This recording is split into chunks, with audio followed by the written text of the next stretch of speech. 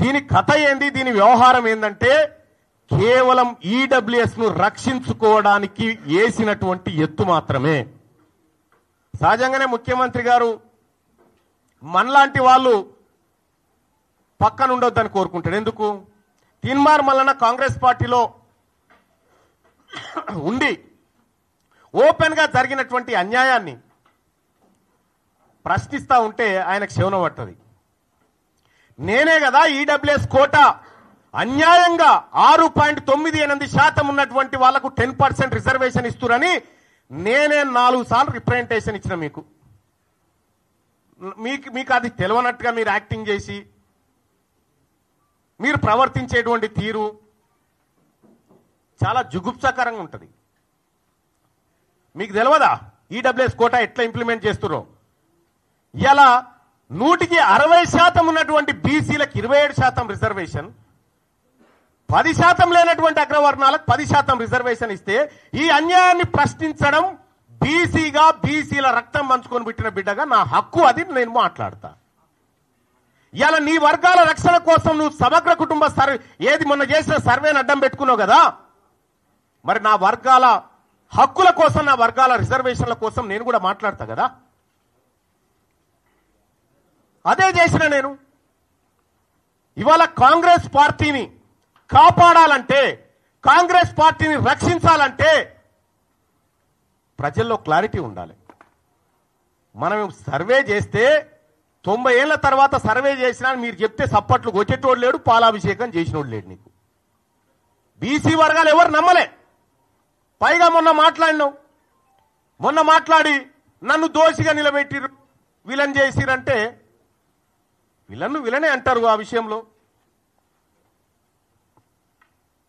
విలనే అంటారు. ఆ విషయంలో మీరు చేసింది పక్కా సమాచారం అయితే, పక్కా సేకరించిన లెక్కలే అయితే ముఖ్యమంత్రి గారు ఆ సర్వేకు మీరు బాధ్యత వహిస్తారా? నాది బాధ్యత, దీని మీద డిబేట్కు నేను రెడీ అంటే ఎక్కడికి రావనో చెప్పు, నేను ఒక్కరిని వస్తా. నీ సర్వే తప్పని నిరూపిస్తా. నేను కూడా సూచనే చేసిన మీకు, ఆ రోజు సరిదిద్దుకునే అవకాశం ఉంది, ప్రయత్నం చేయండి, తప్పు కాదనేటువంటి మాట చెప్పిన. మీరు ఒక తప్పు చేసి ఆ తప్పును కప్పిపుచ్చుకోవడానికి మళ్ళీ తప్పు చేసి, ఆ తప్పును కప్పిపుచ్చుకోవడానికి మళ్ళీ తప్పు చేసి, ఇవాళ సమగ్ర కుటుంబ సర్వే ద్వారా, కుల సర్వే ద్వారా ఓసీల పాపులేషన్ పెరుగుతుంది. 2011లో మనమే చేసినాం కదా సెన్సస్. ఆ రోజు తెలంగాణ రాష్ట్రంలో ముస్లింల జనాభా, మొత్తం ముస్లింల జనాభా 44 లక్షలు ఉంటుంది. ఈరోజు అదే 44 లక్షలు ఉంటుంది. ఇది ఎట్లా సాధ్యం? ముస్లింలు ఎవరు పిల్లల్నే కానలేదా?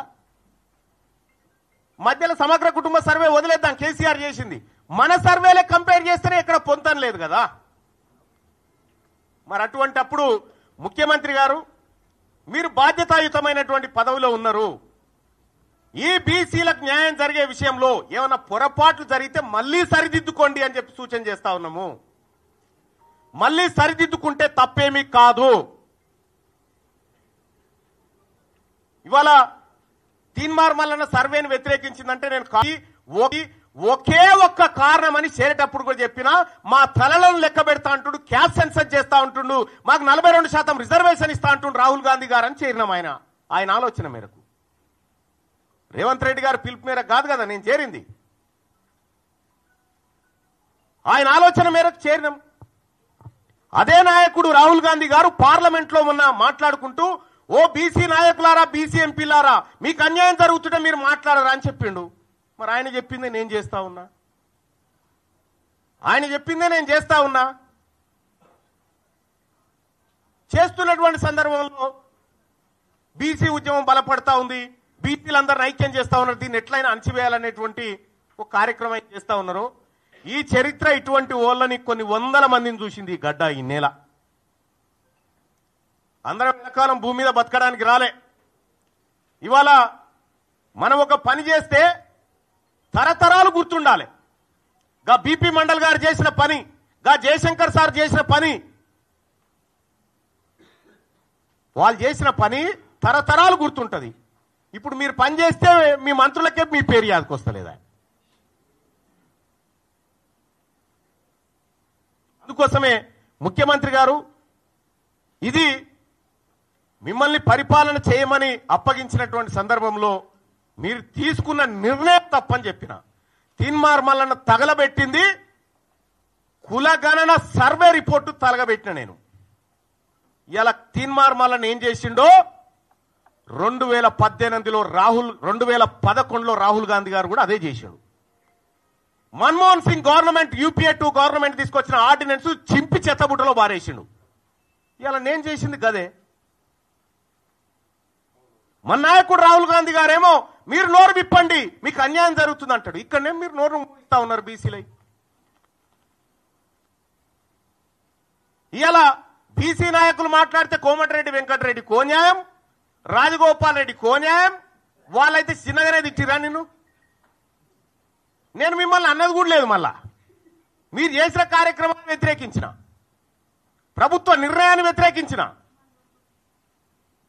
కుద్దు రాజగోపాల్ రెడ్డి గారు అనే నువ్వు బ్లాక్ మెయిలర్ అని చెప్పి వెంకటరెడ్డి గారు 50 కోట్లు పెట్టి తెచ్చుకున్నావని తిట్టే. అంటే అంతర్గత ప్రజాస్వామ్యం అనేది కాంగ్రెస్ పార్టీలో అగ్రవర్ణాలకు ఉంటుంది కానీ అణగారిన వర్గాలకు ఉండదా?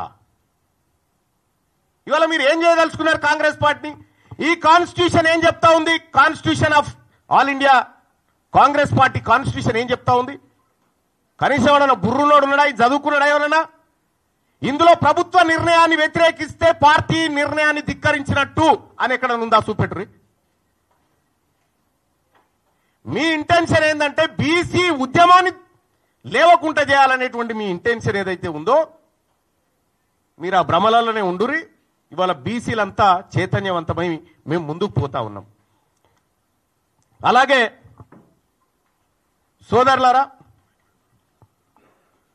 సోదరులారా, తెలంగాణ రాష్ట్రంలో కాంగ్రెస్ పార్టీ ప్రభుత్వం ఏర్పడడానికి తీన్మార్ మల్లన్న ఏం చేసిండో మీ ప్రజలందరికీ తెలుసు. కేసీఆర్ గారితోటి అప్పటి ప్రభుత్వంతో ఒక్కడినై పోరాడుతుంటే మీరంతా ఆడున్నారా? కాంగ్రెస్ పార్టీ కార్యకర్తలను పిట్టల లెక్క ఏరుతా ఉంటే ఆ రోజు క్యూ న్యూస్ వేదిక కాంగ్రెస్ పార్టీ కార్యకర్తలకు మరో గాంధీ భవన్ అయింది కదా. మీరు ఆడమన్నారు. అప్పుడు ఏడున్నారు మీరంతా?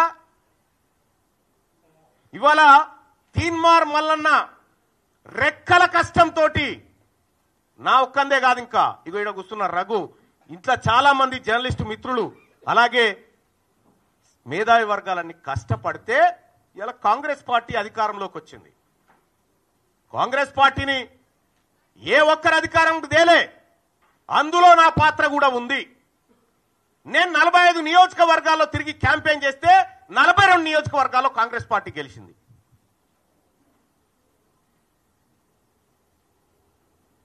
తీన్మార్ మల్లన్న ఏం చేసిన కాంగ్రెస్ పార్టీ కంటే నువ్వు కూర్చున్న కుర్చీ పునాది పడడానికి నేను తీన్మార్ మల్లన్నను కూడా కారణం. మరి మీకు జీర్ణించుకోలేక 2028లో బీసీ ముఖ్యమంత్రి అంటే మీకేమైనా ఇబ్బంది అవుతా ఉందా?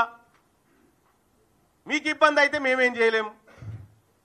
కానీ మా లక్ష్యం ఒకటే, 2028లో ఖచ్చితంగా తెలంగాణ రాష్ట్రానికి బీసీ ముఖ్యమంత్రి అయ్యి తీర్తాడు. ఇది మా బీసీలుగా మేమందరం చేసుకుంటున్నటువంటి శపథం. పాపం అంజన్ కుమార్ యాదవ్ మాట్లాడిండు, హనుమంతరావు గారు మాట్లాడితే పార్టీ లైన్ దాటొద్దు. కోమటిరెడ్డి వెంకటరెడ్డి వీడియో ఇప్పుడు ఎవరు నాకు పంపితే చూసినా ఏమంటాడే, చెత్తబుట్టల వారేసిన వాళ్ళ షోకాజ్ నోటీసు నాకు ఇస్తారా అని చెప్పని అంటా ఉన్నాడు.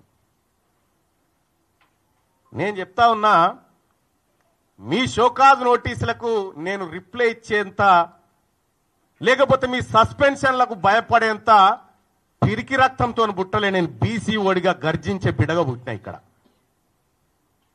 మీ పిల్లిగాండ్రింపులకి ఇక్కడ భయపడేటోడు ఎవడు లేడు. ఇలా కాంగ్రెస్ పార్టీని అడ్డం పెట్టుకొని